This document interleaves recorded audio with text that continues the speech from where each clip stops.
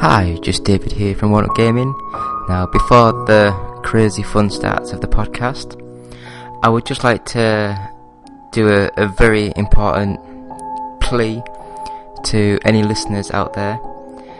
I have a friend who last year, unfortunately, they had a horse riding accident, and it's now left them paralysed from the waist down, and they currently have like a DS, and I'm hoping that with some of you guys' help we might be able to try and get like a Wii, like a 3DS, anything, donate it to us, and I'll make sure that she gets it, and I'll even try and make some videos of it when I go down to see them.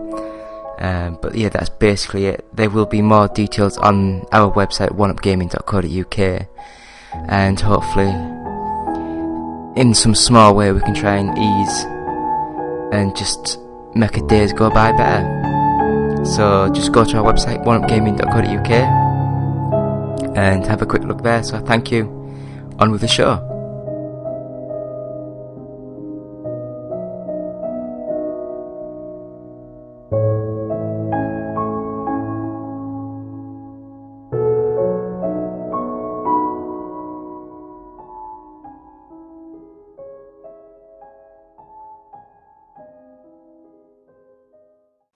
Hi, my name is Justin. I'm the developer of PurRocket, an iOS space game with cats. And I listen to the One Up Gaming podcast. You can find a link to download my game at facebook.com/PurRocket.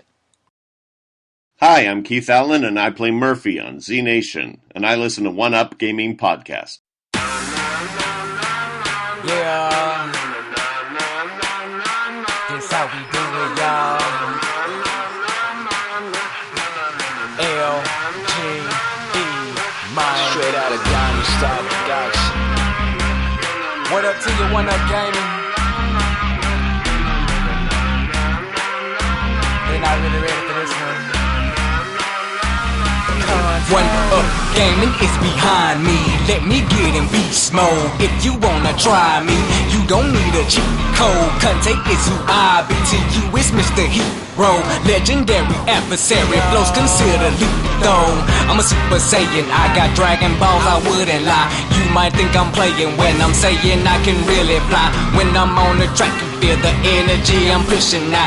Put me on the map. One Up Gaming's who I'm talking about. I'm the rapping Master Chief, epic to say the least. Contain the hero, better etch that in your memory. And so the One Up Gaming for the show out. Contain the hero is really gonna show out. Show out. Contain. And so the One Up. And so the One Up. Dope bitch you ever heard.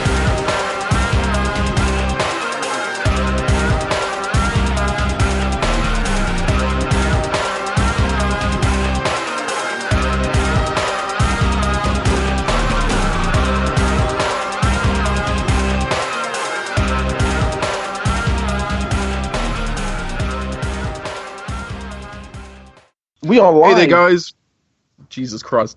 Hey there, guys. Welcome to episode 205 of the One Up Gaming podcast. I'm your host, Chris. We got David here, and we have Eddie.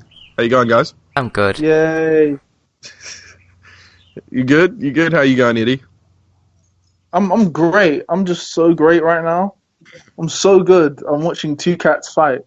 And you would think I'm talking about two chicks, but no, it's literal cats just fighting in my living room for some reason. Some fucking reason. Don't know Well, why. hopefully they're your cats. I never said that. Assumptions being made right now. Jeez. What's next? Okay. You're gonna assume both cats are girls? God, man. No, man, I'd never Christ. assume gender. Never assume gender. Assuming ownership and gender? Jeez, Chris. Anyway, going away from the pussy talk, let's start off with what we always start the show with. First off, we're going to give a shout out to our sponsor, Zencastr. So with Zencastr, you can record high-quality sound recordings directly from your web browser. So we here at One Up Gaming personally use it to record our weekly podcasts. Not this week. Not this week. Oh, well, of course not this week because we've got Eddie on with us, so we're doing things a little bit differently. But going back to Zencaster, its premium is $20 a month. You get unlimited guests, unlimited recordings, and a live editing soundboard, and you can get 20% off with the code ONEUP20. So there you go. That's our little sponsorship out the way. We can get back to talking about cats in this weird R18 podcast. Yeah. All right. I've got to say, Chris, you sound very bunged up and snotty. Do I? Yeah. Oh, well, that's terrible. I don't want to sound like I'm all nasally. It's the accent. I wouldn't say Kiwi is in a nasally accent. I think I probably... Do I usually sound this nasally, David? No. Kiwi's a fruit, damn it. Kiwi is a fucking hell, we're fruit. going to do this shit again. Yes, it's a fruit, damn it. It's a fruit. Even the bird looks like a fruit. It's a fruit. Right. Yes. So cultured of you, Eddie. I'm so cultured. Where are you from again, Eddie? I'm from London. Yeah. It's How can great you- here. We're connected to you, man. We came from England. How can you talk down to us? Technically, if you want to get like real serious and real historical right now, yeah. Oh shit. Technically, you came from our prisons, so let's not get it twisted. No. That's not true. That's Australia. Oh. Well, like, come on, same difference. Let's be honest for a second. Okay, no, two fucking different countries. No, Australians. Okay, really, A lot of though. Australians came from British prisons. People from British prisons went to Australia. They didn't come to New Zealand. Oh, New Zealand's more Irish, I swear. No, You guys are no, more Irish descent. no. That's No, America. New Zealand. Oh. New Zealand is very much British descent from from sure? England. Yeah, I fucking live here. The accent isn't. It's not convincing me. It's not We convincing have me our at own all. fucking accent. It doesn't sound the same though. It's like it's coming off a bit You're like talking about Australia. we live on the other side of the world. We sound different. You go 10 miles in England and you sound fucking different. exactly, but at least it makes sense here. How does it make sense? Your whole it's 'cause country, no English one speaks people- the same. It's because English people, our teeth are so fucked up. It changes how our voice sounds. So we have an excuse. What's yours? At least What's your everyone in New Zealand sounds the same to everyone else in New Zealand. In the UK, no one fucking sounds the same. It sounds like you're in a different country if you go down to the other end of England. Well, I'm sorry, we're multicultural. Jeez. God. No, it's not Ow. multicultural. But you guys can't It make is, up your though. own minds about how you want to talk. Multicultural. I think what I think is, yeah, you have a problem with how multicultural and diverse England is. That's what I think. New Zealand is one of the most diverse countries in the world. You know what? Yeah, I actually want to see facts on that because I don't believe you at all. What It's do you not think even- we are? What do you think we are nationality wise? Just all white Nat- people or all brown people or Literally, honestly, all white people with like a small segment of natives that have just been huddled into a corner. It's like a second America. the white population isn't even the dominant population. I don't know. I don't even know if I can say I'm happy about that because that might just It's come the out the wrong way. Chinese. No way. Yeah, there's a higher population of Chinese people. The Chinese population rivals the European population over here. That's actually really interesting to think about. That is very interesting to think about. Well, remember, I've never- New Zealand's in Australasia, so we're just south of Asia. So a lot of the Asian community come over from China and other places in across Asia, and they come and they make holiday homes here, or they live here because it's a better way of life. There's less people than in Asia. And then, of Sounds course, you've got the pleasant. Europeans who all came here from England, and then you've got the small population of Pacific Islanders and Maldives and stuff like that, who are the natives and people who come over from islands close by. Almost It's quite sounds diverse. pleasant. It is actually. It is. Still, the accents throw me off completely, but like, still, yeah. I don't know. Most people can't tell who don't live here, but if you live here, you can very much tell the difference between a New Zealand and an Australian accent. Because the Australian accent is a lot more nasally, it's a lot stronger than ours. True. But wait, the most important question, like, the most important differentiator for your countries is, like, because the All Blacks are New Zealand, but Yeah. where are the Hemsworths from? Are they Australian or New Zealand? They're Australian. Then Australia wins. They have Thor. It's like, let's be honest for a second. What does New Zealand really have besides the We All have Blacks? we have the entire army of stormtroopers. I'll give you that. I'll give you that. Oh wait, and you have the Shire. And you have the Shire. All right, We've got the One Ring, and we've got every clone trooper ever. But could they beat Thor though? That's all I'm saying. If New Zealand and Australia went to war, could Thor beat the One Ring, like the entire fellowship? And we've got Carl Urban. I don't know if that's a plus or a minus. He was in Honestly. Star Trek. That again.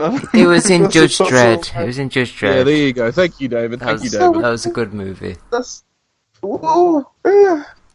Okay, Judge Dredd was good, but it could have been a lot better. All right. Anyway, guys, this is a gaming podcast, not a how good is New Zealand compared to Australia podcast. Could So, be though. It I'm could showing be, people but the potential you can have with Zencast. you know, let's leave it with New Zealand is a pretty fucking nice place to live. Very, very holiday location. Very nice. A lot of greenery. A lot of I greenery. would A lot of big, love to go to New Zealand. very beautiful place. A lot of friendly people. We'll believe you. Because I tell you, when I went to the UK, you know, I might sound like a sook, but everyone was goddamn mean to me. Everyone was so goddamn aggressive.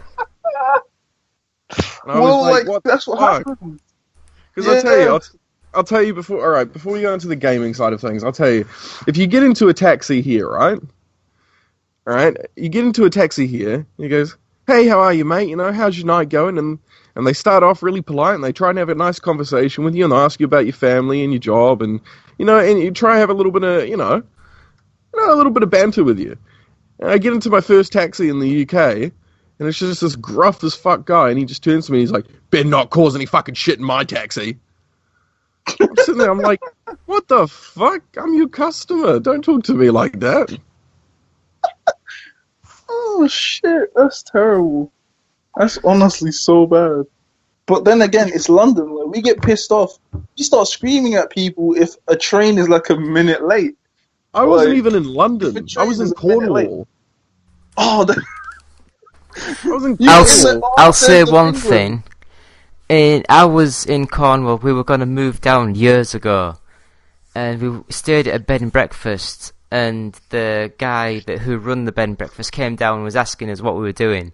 And my girlfriend at the time was like, "Oh yeah, I'm looking at getting like a teacher's job down in the local primary school, and we were living up here." And the guy said to our face, "He said, oh, you're fitting well down here. We're really nice and friendly people.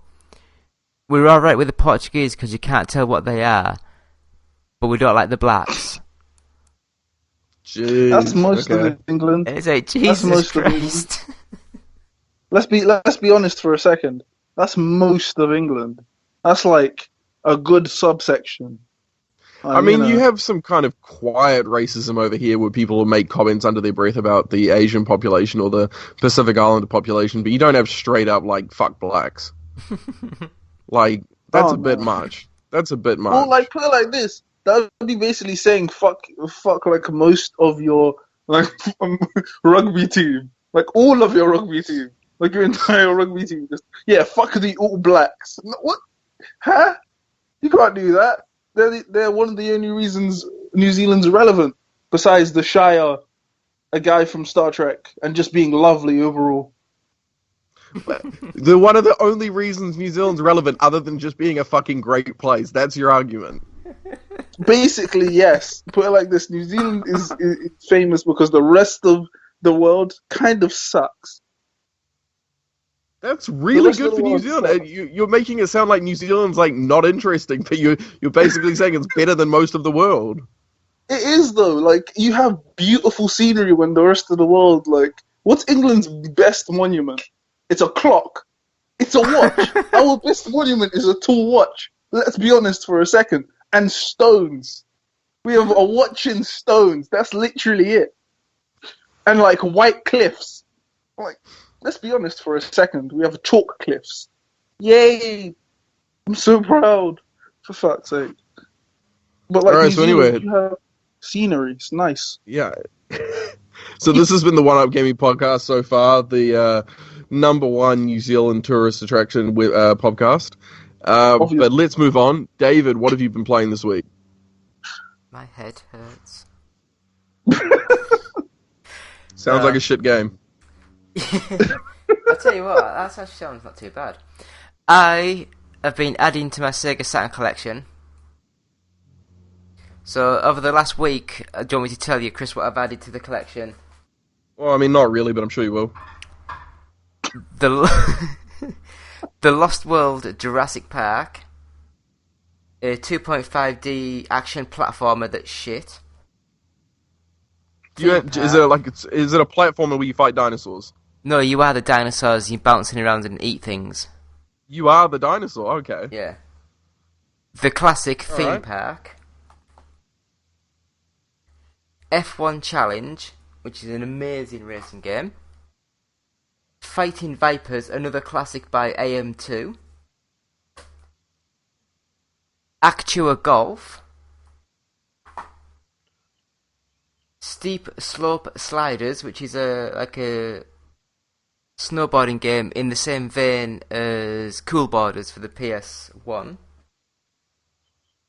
The classic International Victory Goal, which was a good game for its time. NHL All-Star Hockey, which is a good game but bloody hard. Sega Ages Volume 1, which has Afterburner 2, Space Harrier and Outrun on. Brilliant games. Wipeout. And the last game... Yeah, I know Wipeout. Yeah. I know Wipeout. The last game, Battle Arena Toshinden Remix.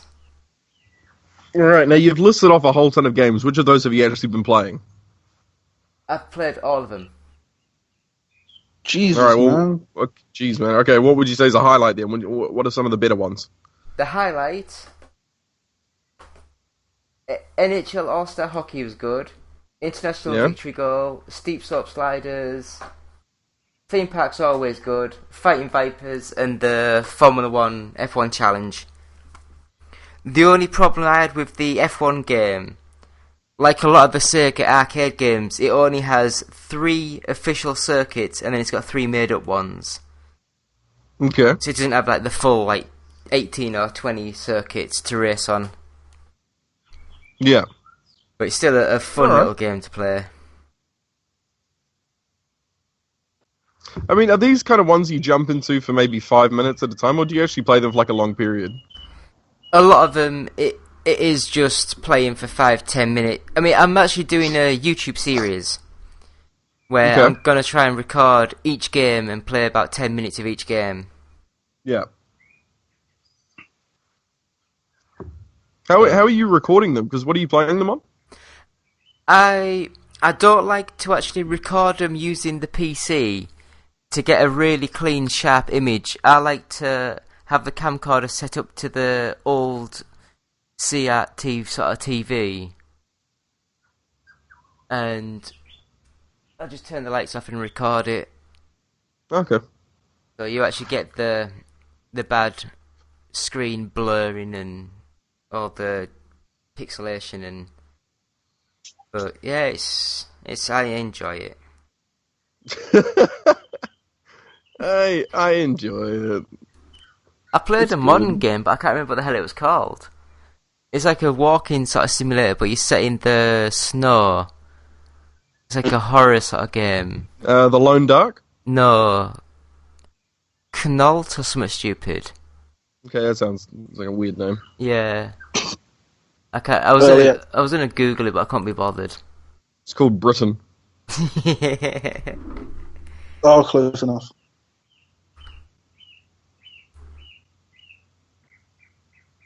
Yeah, it's Right. KHOLAT, Yep. and KHOLT. an adventure horror game inspired by true events. If the first What 5 minutes events? of that game is anything to go by, this is not based on true events. Otherwise, someone's been lying out of their teeth. What makes you say that? Because within the first 5 minutes, an invisible monster with glowing footprints comes and kills you. Oh, that's surprising. No, that sounds pretty legit. Oh god. All right, Eddie, what have you been playing? I have been playing one game because I need to review it, and I haven't. It is Get Even. I'm still doing my review of it. Honestly, fun game. Fun game.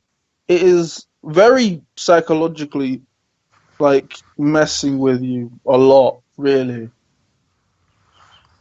I haven't heard about it. What's It's the initial pitch for the game? So, like, okay, it's a psychological horror, which, you know, at first you're thinking, okay, why would I play a psychological horror game or thriller game? Well, Eddie, mostly because Eddie. very good. Eddie, Yes. why are you Yeah, playing a what? psychological thriller game? Well, let me tell you. You because just, it's you just actually said ask really you good. why you were playing it. God damn it. It's because it's really good, it is. It's like, so you are playing as a guy called Mr. Black who is, you know, he's lost his memory or memory of what's happened. So the first part of the game is that you are going through and you're basically kind of fighting your way through a compound to save a girl. And by the time you get to her, you're too late. And the entire point of the game is trying to remember the steps that led up to that and basically trying to understand where everything went wrong and who set you up, basically. Who set you up to fail. That's the entire point. So what's And this? I think- Is this a first-person kind of exploration game? Is it a shooter? Is it a 2D platform? I mean, what is it? No, it's a first-person shooter. It's a first-person shooter. First-person shooter. Okay. But it's like, I think the most unique thing is the corner gun. It is a gun that you know, can shoot around corners with. Okay. It's not as interesting as it sounds, let me tell you. It's like, if that's going to be the main thing about your game, I think you need something different. Because that is the main weapon. That is the main weapon. You can shoot around corners, you can see in infrared around corners, you can kind of look above different, like, pieces of shit. It's cool, it's just, why? Because honestly, it's not that useful. Like, What are it's you useful actually in the fighting? context of the game. You're just you're technically fighting memories, and sometimes you fight like mental patients, but that's an entirely different part of the game. What the Like, fuck does a memory look like? It's literally just like it's like, you know how in Assassin's Creed when you're in the Animus, it's basically that. Okay, that's And, really like, weird. Yeah, it's very weird. And like when you kill them, they turn into data, and I'm just like, What, from Star Trek? I wish. I honestly wish they did turn into a man from Star Trek, but no, sadly they do not. They turn into, like, I don't know, squares mostly, Data's not and a man, then it's an you're android. just left there. What's the difference? What are you trying to say? Are you trying to say an android can't have the feelings of a man? I think Data would seriously, like, have a problem with Are what you you're trying to saying say right now. Data's gay because he's feeling up men? Oh, Jesus, Why David. not? Why not? Why can't he be? Are you trying to assume? Are you trying to assume his sexuality? Really? Are you doing that right now? David, you're in deep water with most of the stuff you say. Don't start. Don't do this. It never ends well. But yeah, it is a fun game. It is very fun. It's like the combat is the best part of the game. The story is a bit it's lackluster. It's like, you know, you need a certain amount of disbelief, because it's set in reality. That's its one problem. It is set in the real world. This is the real world. It seems weird then that you're shooting memories that turn into data in the real world. You see what I'm saying? This is a real thing. Now put this thing on your head and go into your memories and shoot stuff. Because this is something that could happen. It's just, it can't though. It's not. Why even try? And it's a bit odd to me. It does seem a bit odd to me. Because I'm just like, really? That's what you've come up with? That's what you come up with? Just, oh, yeah, memory helmets are real, and this is the real world, and this is something in the real world that just happens. Believe it. It leaves a lot to be desired as a first person shooter and as a thriller game that its entire concept is controlled by its story, because the entire game, if the story is bad, the entire game kind of fails. That's how they build. So how it seems like is just like, okay, the entire story is based around your one mistake. If your one mistake is if your one mistake is letting a girl die, just figure out what happened. You fucked up. That's what happened. Move on. Get past it. Just skip over it. But how the story tries to extend itself is just like, your memory has been affected or some shit, and we need to help you remember. But why? That's the one thing that is just very not explained very well. It's just like, why is this technology a thing? Because really, who needs it? Why is this there's just a lot of questions of why, and I don't want to say too much because I don't want to spoil the game and stuff. But it's there's a lot of questions to be asked, and I'd say if you want a game that where you can just shoot stuff and not think, this isn't it. If you want a game where you can just get through it, have fun, not have to have deep conversations about your emotions and psychological meanings to things, this ain't it. Just no, because it asks a lot, but delivers very little, and that is a problem that I'm seeing with the game. Okay, interesting. But that's just me. And I've been playing Killing Floor 2 because it was free for June. Very fun game. My only problem, why can't you just start a game when you're going into online? You cannot just do it with two, you and another friend, or you and two other friends. It has to be 6 people. Why? Why does it have to be 6 people? I don't want it to be 6 people. Is there any form of single player campaign in it? There's the single player. You can only is just you by yourself. It's basically offline mode. Have you tested that out? Is it any good? It's not good. It's because that's what I've heard. This is very much a multiplayer only game. It's if you don't have friends, don't play this game. That's basically what it is. If you don't have 6 friends that you can count on to play the game with you, don't play the game, because it's pointless without 6 other people. Yeah. You literally cannot play with any less than 6 other friends, which is very stupid. Okay. But for some reason, that's how someone wanted to make their game. So hey, what can you do? But I think that's all I've been playing so far, besides mobile games. But that's about it. Okay, sweet as. All right, I'll jump in. I've been playing one game for a very long time now. I've been committing a lot of time to Persona 5. Vinny, do you guys know about Persona 5? Yeah, I've been thinking about actually buying it. Yeah? David, you know what the game is? I know what it is, but I don't care. Yeah, well, okay, so for anyone who doesn't know what it is, who's listening, it's basically a hybrid between a kind of Japanese version of The Sims, where you play as this teenage Japanese high school student going through your day-to-day life. Are you going to study? Are you going to hang out with your friends? Are you going to clean your room? I mean, whatever. Basically, the Japanese Sims.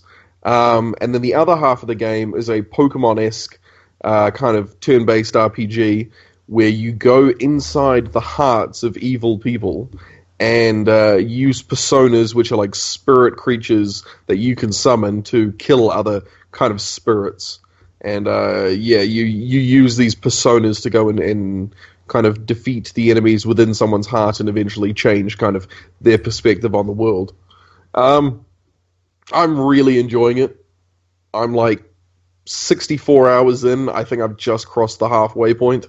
So it is probably, honestly, because, I mean, I usually, when I play games, I'll play some of the side quests and stuff, but I usually just focus on the main content. And considering I am pretty much only focusing on the main content in Persona 5, I doubt I will spend more time playing a game on PS4 than I will with this, because by the time I'm done, it's probably going to be 120, 130 hours just to beat the main story. So it's a lengthy experience.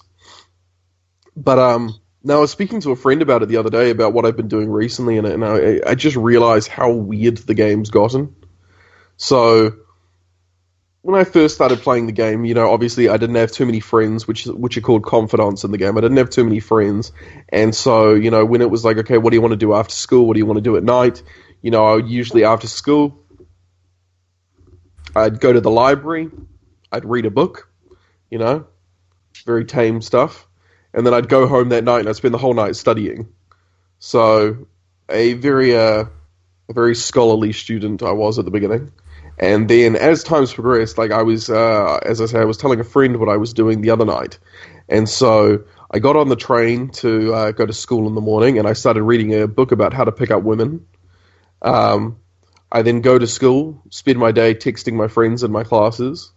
Then after school, this chick I'm trying to hook up with, her suicidal friend has just come out of her coma and has been released from hospital. So we go up to the roof where she tried to commit suicide once before. She discusses like how she like walks over to the ledge of the roof. And the thing is, in the game, which I find really interesting, is you can build your relationships with people by complimenting them. So someone will say something to you and you kind of have a range of responses you can give, but it's always the one which is, obviously seems like the most obvious compliment will get you the highest kind of amount of, praise from whichever character you're talking to, and you'll level them up faster. And, but all these comments seem really snarky, like they don't seem genuine at all. So you're complimenting people, but as you're reading it, it sounds like you're being sarcastic as fuck, and they're not picking up on it. They just think you're being genuine. So anyway, so there's this chick, and she's like standing by the ledge, and she's like, it's so good that I could come back here and to the place where it all happened. And my character's like, stay away from the ledge. And she's like, no, don't worry, I won't jump again. And then the chick I'm trying to smash is like, oh, you inspire me so much, Shiho. You inspire me to be a model. Shiho's like, no, you inspire me to not commit suicide. I couldn't be alive if it wasn't for you. You made me come out of my coma. And they're like, oh, we're going to miss each other so much. And it's like, why are we going to miss each other? Because I'm leaving forever. Why are you leaving forever? Oh, my family's taking me away and I'm going away forever. Goodbye. And she leaves. And then the chick I'm trying to hook up with is just like, oh no, Shiho is gone. I am completely alone forever now. What will I do with my life? I am alone.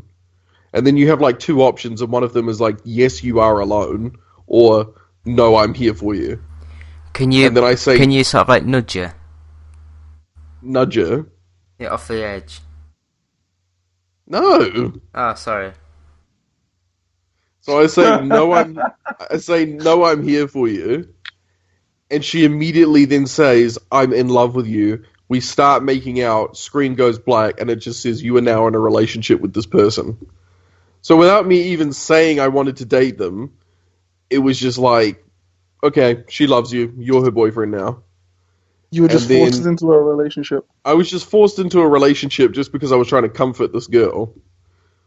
That's real life. So, And then so I go home that night and I call a prostitute to come hang out with me who also happens to be my English teacher. Wait, what? What the fuck is this game? What the fuck is this game? It's Japanese. It's very weird. It is fucking a blast to play. It's so engaging. It's just okay. I have so many problems with this game, but it's too long. I'm just gonna say this one thing. Whose idea was it? Yeah, for you to be like, hey, girl that I've known for about, I don't know, less than a year. I've known her for maybe 2-3 months. That is fucking awful. For me and you, I saved you from committing suicide, which doesn't make you in any way need to love me, but you do anyway. So thank you for loving me. And now now we're in a relationship. Why? Because the screen went black. Really? That's pretty much it, mate. Come on. I known you for 2 months and you want to be with me for the rest of your life. Hey, let's even though I'm calling prostitutes around at night. Like, does she know though? Does she know? I don't know. She might. Oh my fucking Christ, man! Well, If this was, put like this, if real life was like that game, thank you, Jesus.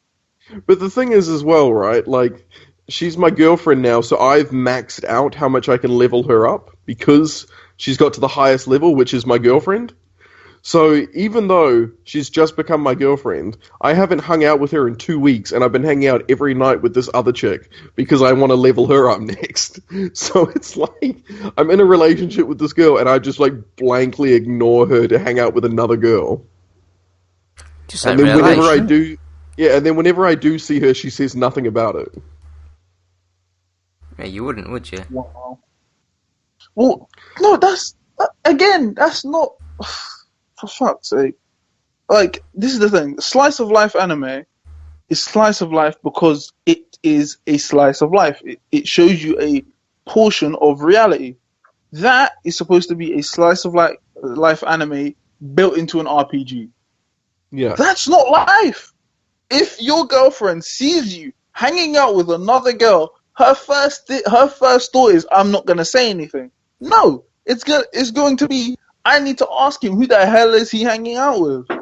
I know, because the thing is, as well, it's not even like I see her after school, this other girl. It's I'm going out to parks in the middle of the night with her and giving her gifts. Wait one goddamn minute. You're telling me that you can go out in the middle of the night with a random girl, yeah, and give her gifts, and your girlfriend's just like, oh yeah, that's normal. That's something that happens. Exactly. This is the thing. This is the thing. No. Well, I've got to level her up. No, though. That makes no sense. Then you should have a friend way of leveling her up. There should be a more platonic way of leveling her up. Not I know, meeting in the park at midnight for some nookie. That's not how it works. Because this chick is clearly hitting on me as well, and my character's just being like, yeah, it's cool. Like, if she's hitting on you and you have a girlfriend, your first notion is, unless you're a bastard, I'm not Hello? the authority of that, but I'm just saying, you don't do that. Like, your first reaction is, please don't flirt with me. Another thing I find really interesting, considering this game has come, well after games like Mass Effect, is that you can, because I'd say my character's maybe 14, 15, and, right. I can hook up with girls that are, I'd say, anywhere between the age of 13 and 30. I'll put it like this. And there's heaps of girls. There's heaps of girls, but the problem is I can't enter any form of relationship with a guy. My character is not allowed to be gay. Seriously? Is it? Yeah. Yeah, so you can't... That makes a lot of sense. Yeah, so despite, in Mass Effect where you can choose your gender, choose your sexuality, in this it is no, you are straight, here are heaps of female options for you, you will never be able to hook up with the males in this game. Like the most we'll give you is a tomboy to deal with it. But that's the thing though, for Japan, that makes sense. Why? Because those motherfuckers are so bad when it comes to when it comes to gays and everything else, they're really bad. They're really bad. They're not accepting, if that makes sense. then they're not like, hey, we're all friends, we're all in this together. Never. So I mean, I'm enjoying the game. It's got really good mechanics, but it deals with some, like I say, it deals with some really interesting topics. Like the first boss in the game, the first boss you go up against, is your gym teacher who is physically assaulting the volleyball team and is sexually assaulting female students who are like 14, and all the teachers and principal know, and they are fine with it. But then when you stop him by making him confess his crimes, they're all like, who the fuck are these people making him confess his crimes? They're the real evil here. Like, no one's talking about a child molester, but these guys who are like, we're going to make evil people say what they did wrong. Everyone's like, wow, who the fuck are they? They're probably pretty bad people. Wait, do you know what? Yeah, I don't even know if this is a bad thing to say, but honestly, I don't give a damn. Like, everyone gives Japan, like, you know, a break. Like, they give them a pass when it comes to these type of games, innit? Like, when it comes to the weird shit and the shit that doesn't make sense because, haha, it's Japan. That type of shit shouldn't be a thing. It shouldn't be a thing that is accepted. Even if your game is like, oh, this is how the world is, da da da da da. That's not how it's supposed to be. You're not supposed to be. You're not supposed to be like, oh, like, haha, you know, oh, if there's a child molester, the world doesn't care. But, you know, if you're trying to be a good guy, the world cares. No, that's not how it works. It's not how the world works. Thing. They're trying to engage some more mature topics, and I think they do it in an interesting way. Like, they're definitely not doing it in a way that I would think is offensive, but it's very Japanese in the fact that, like, you know, with the dialogue translation and the themes and stuff, like, it does get very odd.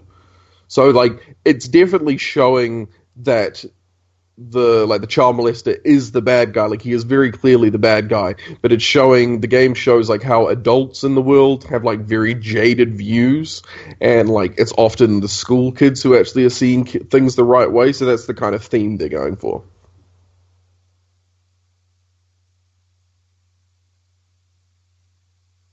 It's just all right.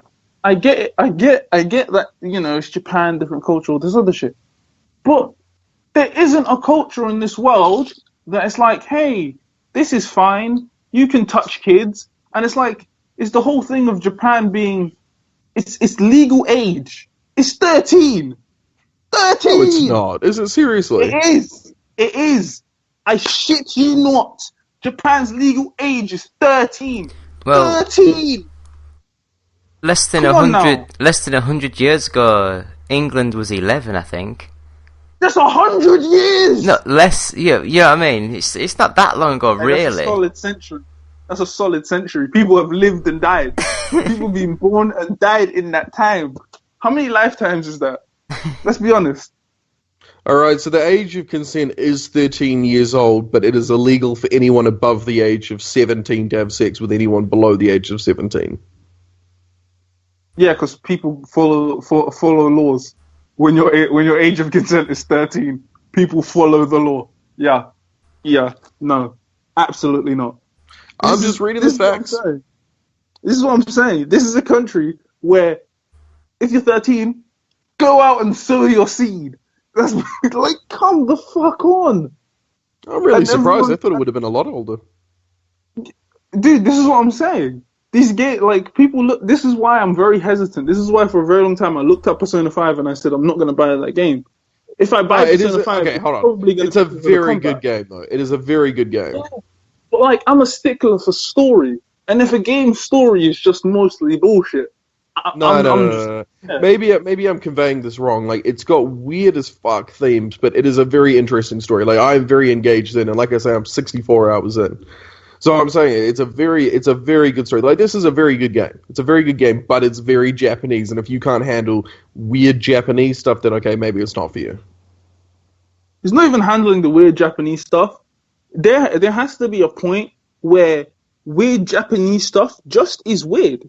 It's just stuff that shouldn't be. There are some stuff that just shouldn't be in games, and the fact that you are playing a character who you can't choose his sexuality whatsoever, but you can bang every female in like a 90-mile radius is a bit odd. And I know, like, you know, the West has power fantasy games, but that's a bit of a that's not even a power fantasy. That's a fetish at that point. That's just a fetish. Because you're banging everyone. There isn't anyone you can't bang.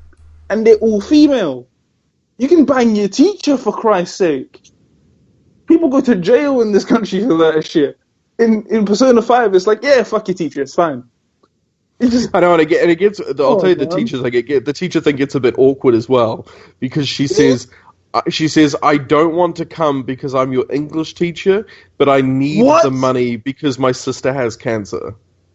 I'm done. Fuck this game. Fuck this game.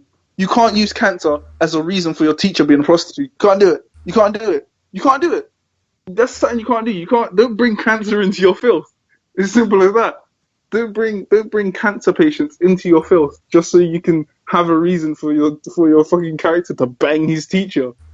You're paying your teacher to fuck you, and like the thing they're saying is, but she has cancer though. She has cancer though. Like her sister has cancer. She needs the money. She needs the money. Come on, man. Is that not sketchy? No, like I tell you, it's a very good game, and I feel like they handle things fairly well. But there's also things that I'm like, well, that is maybe a bit too much, a bit weird. Ugh. I don't know. I'm getting tired of Japan. I'm getting tired of Japan. They get away with so much shit that if any other country did, there'd be riots. There'd be actual riots. I tell you, there are games that do worse than this from America. America. Which one? South Park: The Fractured Butthole.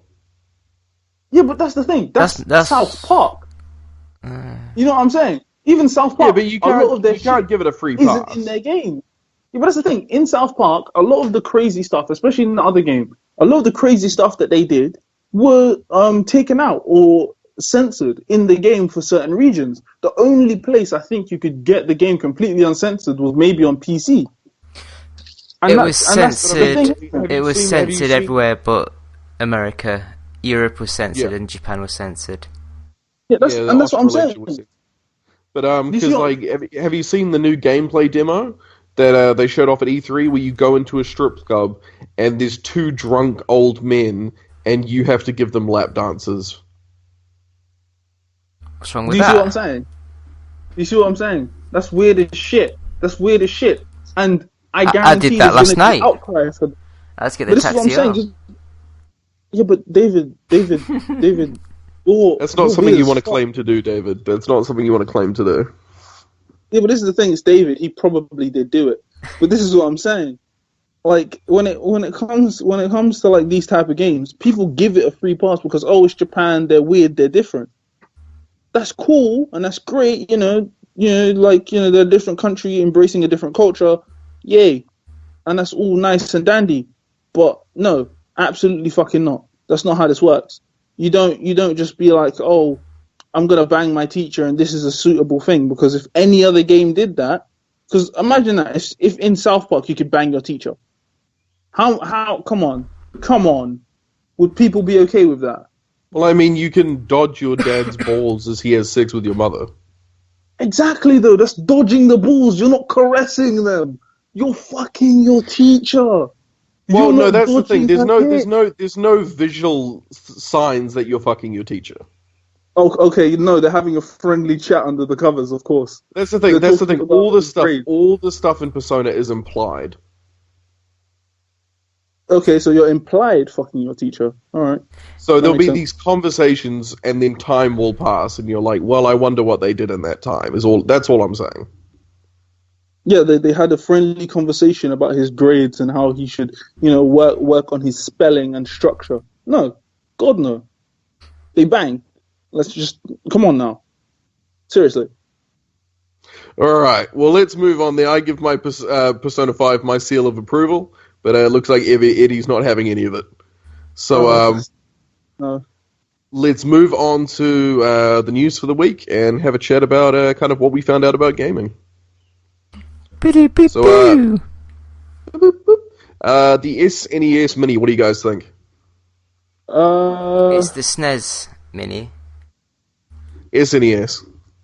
No, that just sounds like a retard that can't sort of say a word.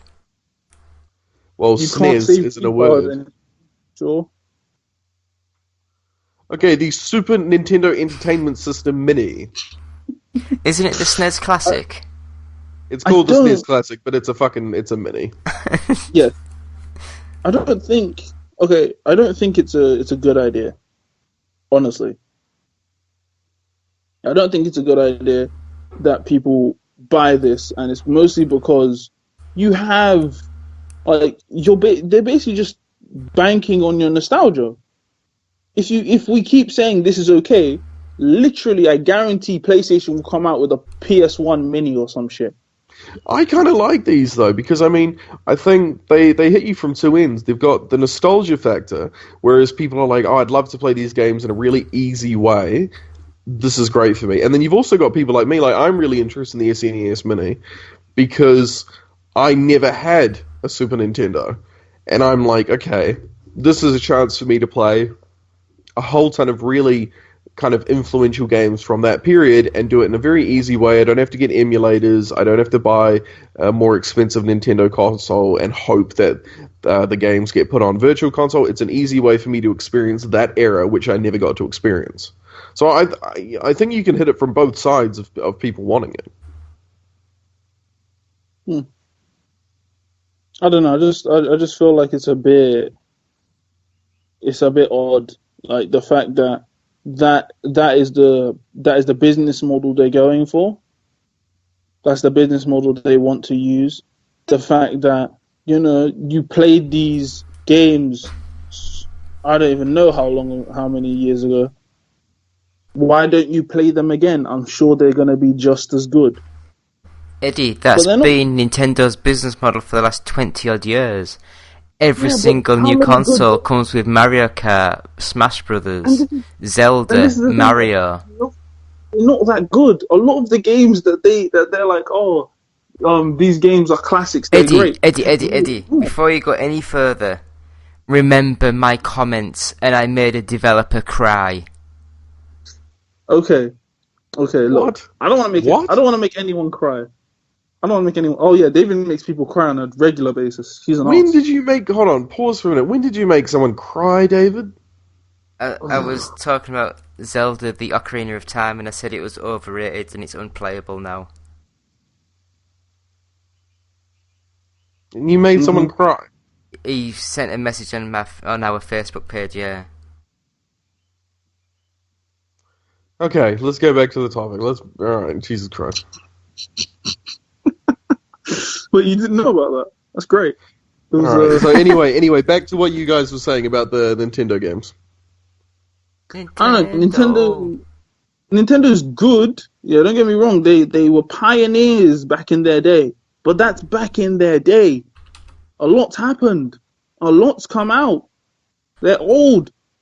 They're like they're dinosaurs. It's sad, but it's true. They are dinosaurs of the age. Is it sad? Kind of, but like let's be honest. Nintendo had like a few good games, and I mean a few. They had Zelda. But I think that's what we have to accept is that that is Nintendo's business model. They bank on nostalgia. Yep. PlayStation and Xbox their business model is we're the most powerful consoles. We have the best exclusives on the market, the most cinematic exclusives. That's what we make. Nintendo is nostalgia.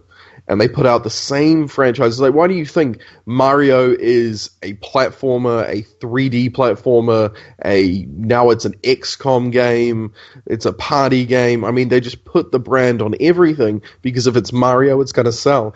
It's the same thing that I argue with Breath of the Wild.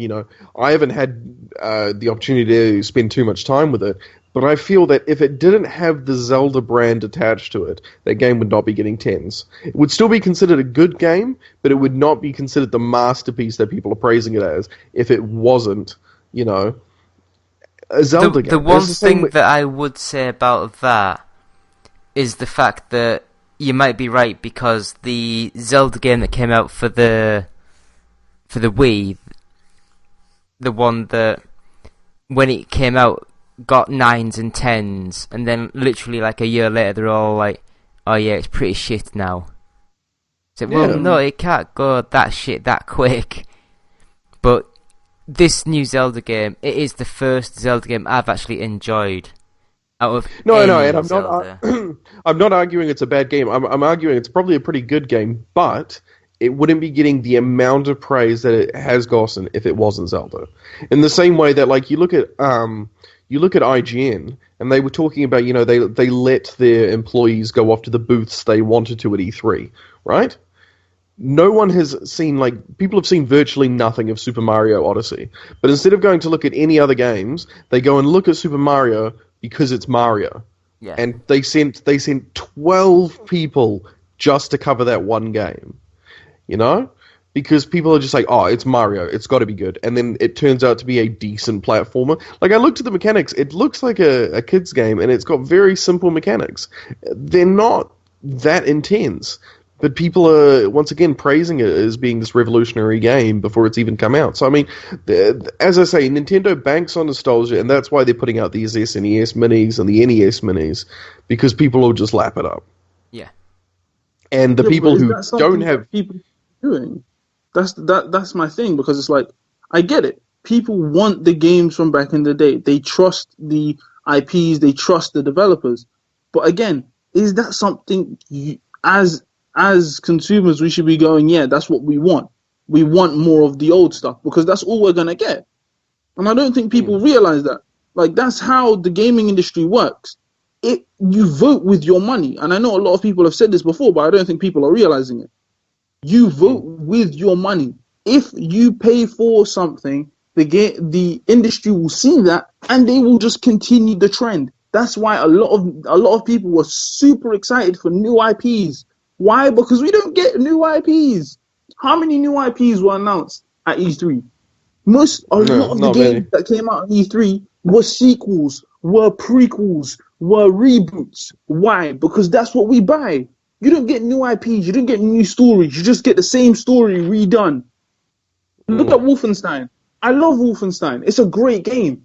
But the story has reached its conclusion. You are pushing it at this point. You are literally pushing at this point. The entire story can literally be he scales Hitler's magical castle and kills him. Done. That could be the story. That could be the story. But it's not. What the hell? Like, literally, what? I don't know. I don't see why. I think one of the more interesting parts of this is the fact as well that they're actually saying they're only going to do a run of the console for about 3 to 5 months. Of course they are. They're just going to discontinue that money. They're just going to discontinue it again, so it's going to be like the NES Mini, where it's going to be in high demand and no one's going to be able to get their hands on it. But unlike the NES Mini, where people are like, I won't pay the stupidly inflated prices, I'll wait a couple of months and pick one up. Now people know that they're not going to be able to pick one up, so they're going to have to pay the 500-600 quid exactly. for it. Wait, 500-600 quid? Yeah. If you want to buy a NES Mini in the UK, they're about 120 to 180 quid. The last one they let out is close to $1,000 some places. But this is what I'm saying. This is what's going to keep happening. They will gouge the market because they can. We're letting them. We're letting them gouge the market. Why? I'm just going to run down some of the names of the games that's on the SNES Mini. And they've got Contra 3, The Alien Wars. I was never a big Contra fan. What about you guys? Not a lot of people in England were more of an America game. Donkey Kong Country. It was an amazing game back in like 94, 95, whatever it was. But now it's not very good, to be honest. Earthbound. I've always found that game massively overrated. Earthbound is a very good RPG when there weren't a lot of very good RPGs. Now we have a lot of good RPGs. I don't see a reason to play Earthbound when I could play, I don't know, anything else. Literally anything else. And another thing, the mechanics of these games are what, 20 years old? 20, 30 years old now. A lot of these games would be 30 years plus. You see what I'm saying? The mechanics are old. There's a lot of stuff that they aren't going to be in the games, and they didn't revamp the games. It's basically you're paying £200, £300 or £400 for an emulator. Well, it'll It's an be emulator. like 80 quid when it comes out, but you won't be able to get it. But they've got Final Fantasy 3. Now, I don't know about you, Chris, but like a lot of people in the UK, no one had heard of the word Final Fantasy until Final Fantasy 7 for the PS1. Yeah. So I couldn't Yeah, tell you what yeah. that was like. Yeah, a But lot of isn't- people didn't play the original ones. Yeah, so there's F-Zero, which that was a good racing game using Mode 7 graphics. Kirby Back in the day. Superstar, I hate Kirby. Kirby's Dream Course, I hate Kirby. I used to watch Kirby the cartoon. I thought it was great. The Legend of Zelda: A Link to the Past, Um, another game that I think's overrated. Mega Man X, I've never been a big fan of Mega Man. Secret of Mana, meh. Star Fox, technically at the time was amazing, but now you got to play it because of the slowdown and the glitches, it's really bad. The never before released Star Fox 2, Why wasn't it released? Well, that's a question I want to know. And It it wasn't- maybe if it wasn't, it wasn't released released. because it was finished, but it was going to come out a year before the Nintendo 64, and they didn't want people to think that 3D could be done on the Super Nintendo, so why would they pay money for the new machine? wow, that doesn't Fair scream point, sketchy. fair point. Doesn't No, scream but from, sketchy to any. but from a business standpoint, it makes sense. Yeah. Yeah, from a business standpoint, it makes sense. But from a business standpoint, it's also greedy as hell. Yeah, but it's a business as a business. Like, you can't treat them like they've got to be noble all the time. Sometimes a business just needs to do what's, going to give them the most financial gain. So they've also And I get got that. Street Fighter 2 Turbo Hyper Fighting. Now, I don't know why they didn't just get Super Street Fighter 2, because that's the best Street Fighter 2 game available for the Super Nintendo. Mm. Super Castlevania 4. I don't really rate any of the Castlevania games, they're just action slasher games. Not very good. Symphony of the Night is great. I didn't like that either. I like the new Castlevania. The new Castlevania I liked. I liked it a lot. I liked the The Lords actual- of Shadows. I liked Yeah, the that one. first one. I thought that was quite good. Second one was all over the place, but the first one was quite good. Super Ghouls and Ghosts. Now, I liked that game. That was a good little game. Super Mario Kart. That was a good game. Super Mario RPG. Meh. Super Mario World.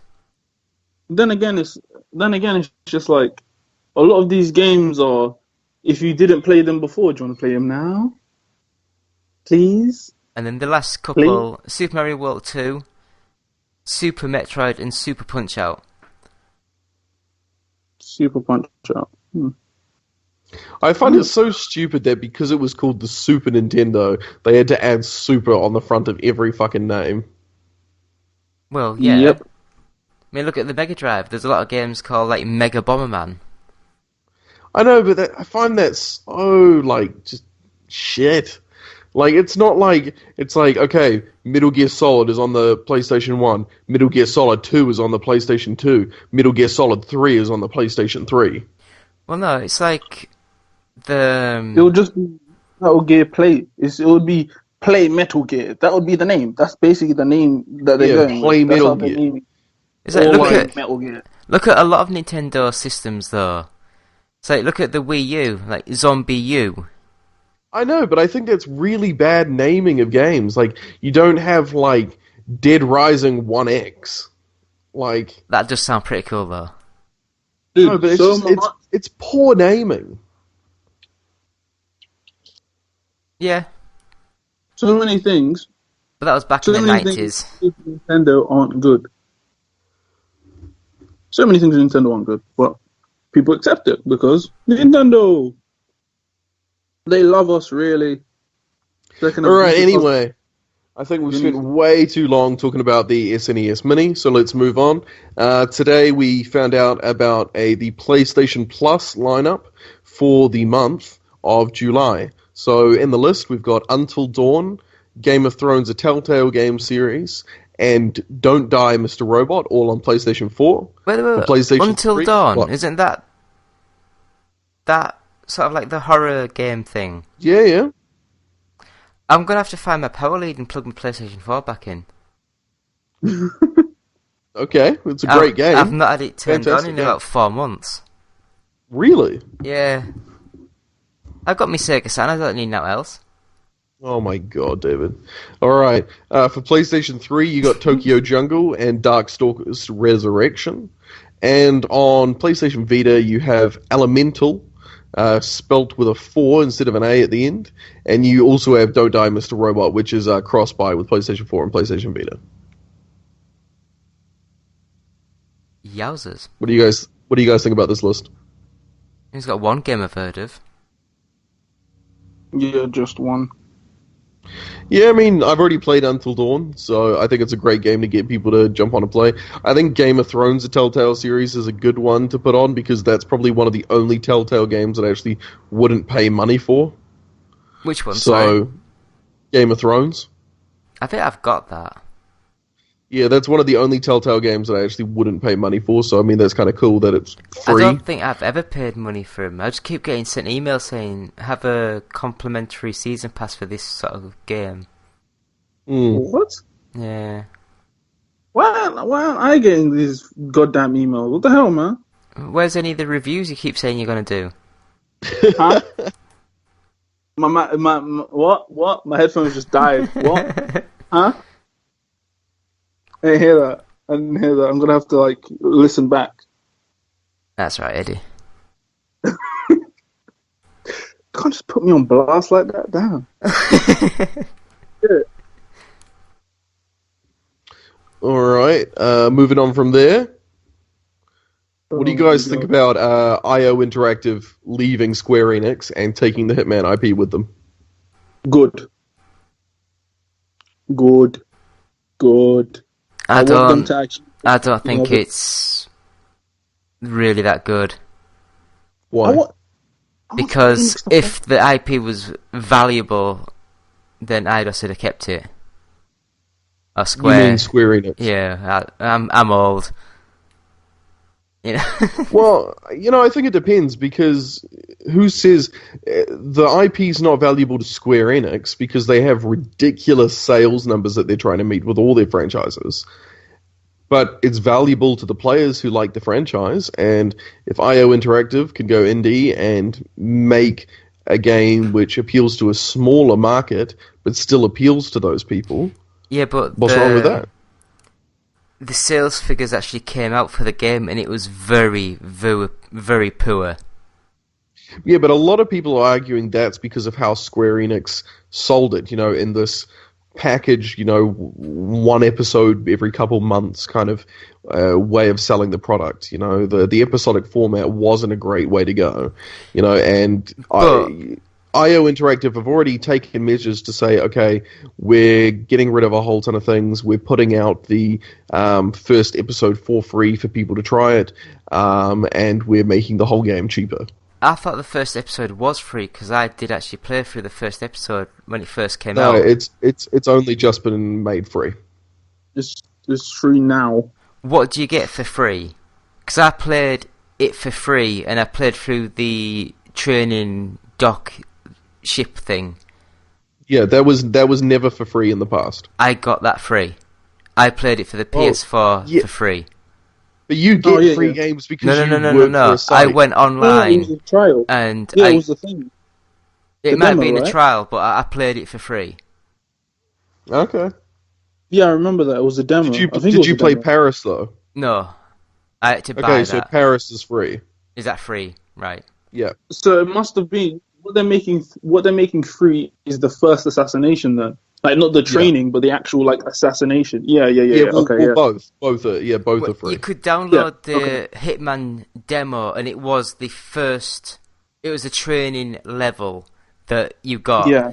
And then as you completed that, then it went off and said, "Would you like to buy the Paris level?" Yeah, like, would you want to purchase the full? I think it's good that IO Interactive have got it, because if Square Enix kept the property, they probably don't have any studios who would actually actively work on it. The thing is, they'd probably put it away in their vault and not use it for a long time. Whereas IO Interactive, I don't think they made the best Hitman game last year, but they certainly made quite a good one. And if they can churn out another one with a whole ton of maps in another 2 years, I mean, why not? The problem I see is, I think Square Enix were basically looking at it and saying, we've got the engine and everything up and running.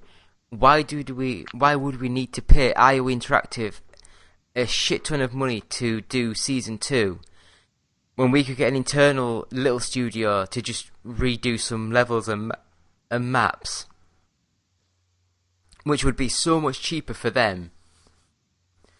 And I think in the end, they've just done some number crunching and just like, the Hitman series was massive on the original Xbox and maybe the Xbox 360 sort of beginning of that sort of games sort of like lifespan, 2005, 2006.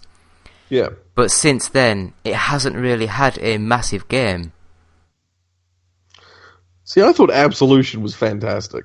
I loved that game, but it did not sell at all. I know, which disappointed me because I really, really enjoyed it, and then it didn't sell well.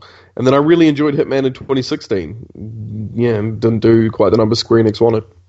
But I mean, like, considering, if you think about it, it didn't sell very well, and you could buy like the game technically for £5. You got like the first map and sort of Paris level, whatever. So if people weren't willing to pay £5 for it, I just think they just thought, oh, we'll just cut it off and let them go. I don't know. One thing, but this is another thing with Square Enix, they don't really make games anymore. How long have we been waiting for them to make an actual good game? Like a slam dunk. Well, I mean, remake of Final Fantasy VII for like a decade. I think that they, for a while, were making some fantastic Western games. Square Enix was one of my favorite developers. They had in the space of about a year, they put out Hitman Absolution, the Tomb Raider reboot, and Sleeping Dogs. And Sleeping Dogs is one of my favorite games of all time. And they put out those 3 games, which are all fantastic games. And then they seem to, as they be hitting forward now, dropping Western studios. The Japanese studios are still struggling to be able to produce products quickly. And what they're doing is they're going down the EA route, where EA has now said, you know what, fuck making original IPs, everything we make is going to be Star Wars. It looks like Square Enix is going to do that now, where they go, okay, fuck original IPs, we're dropping Hitman, Deus Ex is on hold, our Japanese studios make Final Fantasy and Kingdom Hearts, and our Western studios are now going to make Marvel games. Because they've got the Tomb Raider team working on an Avengers game, and they've got the Deus Ex team working on a Guardians of the Galaxy game.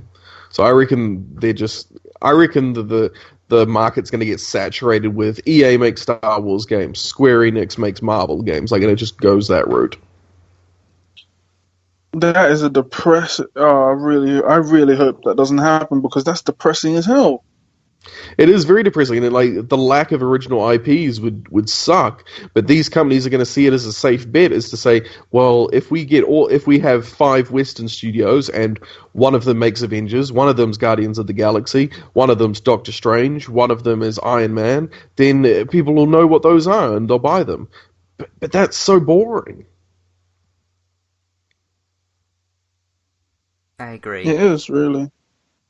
It's because, like, there's only so long that Marvel games are fun. Because you have how many Marvel games do we have for mobile right now? How many of them? Too many. You know what I mean? And then, like, I've played most of them. I've played Future Fight. I've played Marvel Puzzle Quest. The Marvel isn't enough. Like, this is coming from a person who loves comic books. Like, oh, you don't understand the love I have for comic books. Like, it's an unnatural love. It's ungodly how much I love comic books. I almost married one. That's not even a joke. But it's like, all I'm saying is this. There's only so much that Marvel, that the license of Marvel and DC can hold a game, can hold you to a game and say, hey, this, you should play this because Marvel, because DC. Especially DC, because like you have Injustice, and Injustice was a gamble and a half. Injustice was a gamble because who knew that people wanted a DC fighting game besides, everyone. Well, it wasn't a gamble because they did DC versus Mortal Kombat. Exactly, but that was like a test, isn't it? That was a test. They weren't like, we're 100% sure we want to make this game. It was a gamble for them because if it sold poorly, then it sold poorly. There was no coming back from that. And I don't know. I think it's cool having these Marvel, DC, Star Wars properties. I think the Injustice series is probably my, the fighting game series that I'm actually most interested in. And I think the Batman Arkham Knight games the Arkham games, are fantastic games. But I think the problem is when you have good game. Shut up. When you have a publisher that is dedicated to a single brand, and they have all these different studios which could be coming up with creative IP, creative franchises, and they focus every studio on one, IP. It's like, I feel that way about Square Enix Japan, where they've got, if you actually think about it, they've got Final Fantasy XIV: A Realm Reborn, which is a Final Fantasy MMO. They've put out Final Fantasy 15, so they're probably working on Final Fantasy 16 now. They've got Final Fantasy VII Remake, which is, speaks for itself. And then they've got Kingdom Hearts 3, which is merging the Disney universe and the Final Fantasy universe. So if you look at it, everything they're fucking making is Final Fantasy. That's boring. That's really boring. I love games I love the Infamous series and I love the Last of Us series, but if every game that Sony made was Last of Us in a different format, that's fucking boring. And you're going back to the same thing with Nintendo, where Nintendo they don't make new IPs very often. They use the same brands. They use Mario and Zelda for every fucking game they put out. I don't know, it just seems like every publisher these days is just going very generic. I will say one thing about Sony. I don't know if any of you guys have noticed, just about every single game that they've produced or making is a third-person, behind-the-character, action-adventure sort of game. Yeah. True, some are more RPG elements and some are more action, but they're all... If you were to take out the main characters and just have some of the background scenery, I'd be hard-pressed to say what games they were all from, because they all look very similar. But anyway... So what's the next bit of news? Alright, I've put down something here, but I just want to change it to talk about a new topic.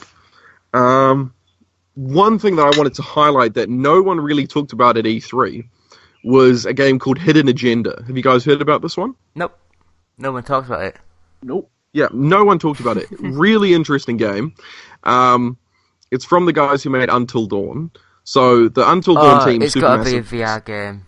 No. So Supermassive Games is announced 3 games at E3.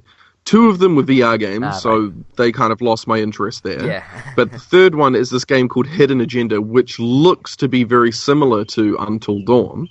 You're basically you're basically playing as several detectives trying to track down a serial killer known as the Trapper. And how the game works is it plays exactly like Until Dawn, but you can play it with friends.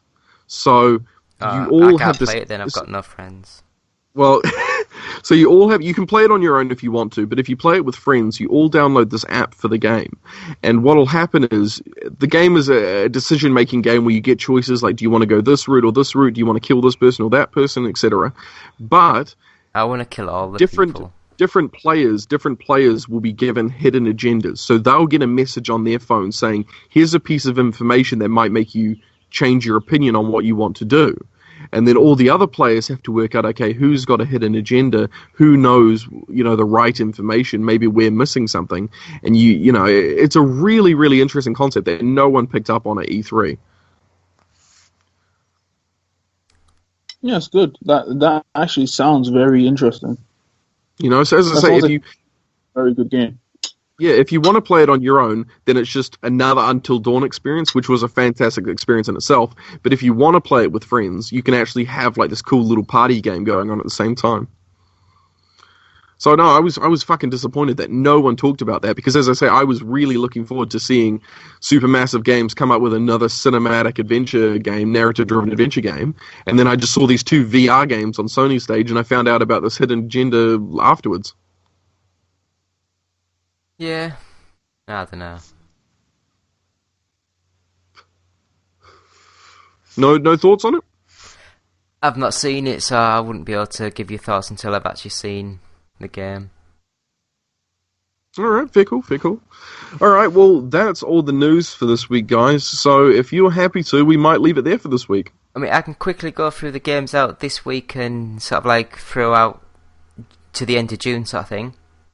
Yeah, go for it. Should I Yeah, just sure. do PC, PS4 and Xbox One and Nintendo Switch sort of stuff? Well, I would leave out PC, because I mean, how many fucking PC games are coming out? There's not many. Really? Okay, we'll go through it then. So there's Darts VR for PC, Princess Maker 3 for PC, Android, iOS, Android... You just say Princess Maker 3. Yeah. There are 3 Princess Maker games. Yeah. Okay, please carry on. And then Constructor, PC, PS4 and Xbox One, Devoid of Shadows for PC, Night Team 4 for PC and Mac, Rhyme for Nintendo Switch, Stifled for PC, Aria for PS4 and Xbox One, Crash Bandicoot Insane Trilogy for PS4, Semi-Spheres for PS4, Jesus Christ, Valkyria Chronicles. Valkyria Revolution, PS4, Xbox One, Revolution. Velocity 2X for PS4, PS Vita, and then the rest don't actually have any dates, they just say June, so I'll just leave them. Okay. And I could also go back to the home screen. When does Crash Bandicoot The Insane Trilogy come out? Oh, I've gone off the page, but I think it's the 30th. So Yeah, isn't that tomorrow? for us recording tomorrow, yes, but for people listening, it was a few days ago.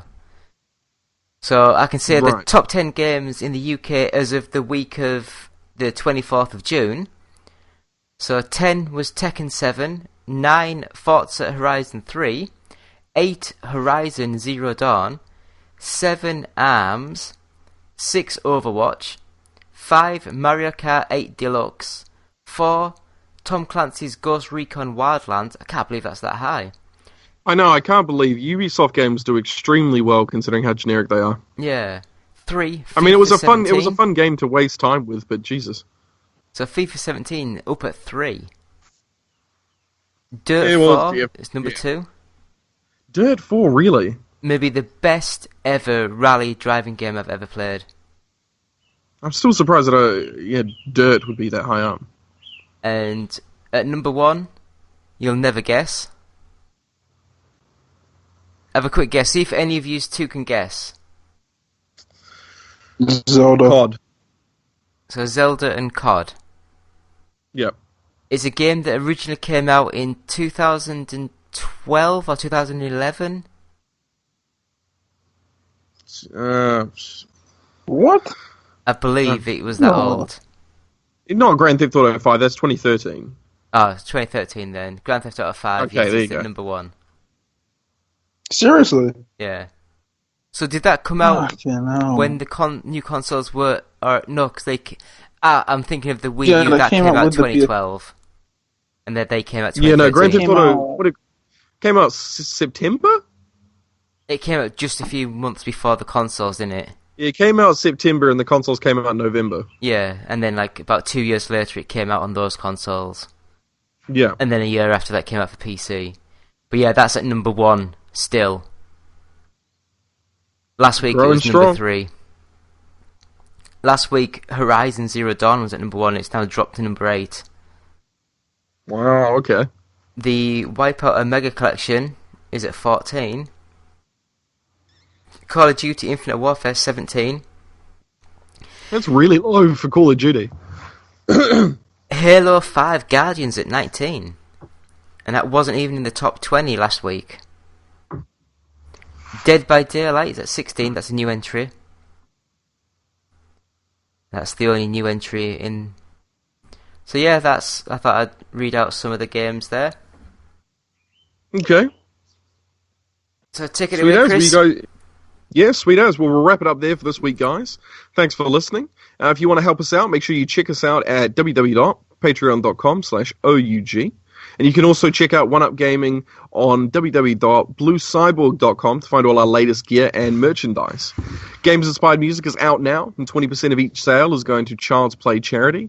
And audiobooksontape.com provides our first 100 podcasts and includes an exclusive Sans Pants radio interview. You can grab all 100 episodes for £9, and £1 of that will go to Diabetes UK. Check us out at One Up Gaming on Facebook and YouTube. Twitch.tv/OUG Official to see any of our streams. And we're at OUG Official on Twitter. And you can contact us at contact@oneupgaming.co.uk through email. So thanks, guys, for listening this week. I am Chris. This has been Eddie and David. And we'll see you next time. Bye-bye. Yay. Do you have trouble sleeping? Tossing and turning all night? Nothing you do seems to help. You're not getting your recommended 6 to 8 hours of sleep each night. Well, now there's a solution. Now there's Fat Cat Fly. With Fat Cat Fly, you'll easily get the sleep that you deserve. Download for free on the iOS App Store, and you're guaranteed to get a good night's sleep with very few side effects, as you help a fluffy kitty eat all the junk food that he wants. Side effects may include sleeplessness and desire for cheeseburgers if erection lasts more than 5 hours. See a physician. Try Fat Cat Fly today. Visit facebook.com/fatcatfly because you deserve a better life. Hi, Justin the Voice here. First of all, we'd like to thank you for listening. Seriously. We really like it when you listen. Yes. But if you'd like to do more than just listen, if you'd like to help us out, well, we have an idea just for you. Visit our Patreon page at www.patreon.com/OUG. Your monthly micropayment will help us keep going all night long, baby. Oh yeah. Mostly because we usually record at night. Yeah. But don't worry, baby. We got something for you, too. We've got special benefits for all of our Patreon subscribers. Yeah. Again, that's www.patreon.com/OUG.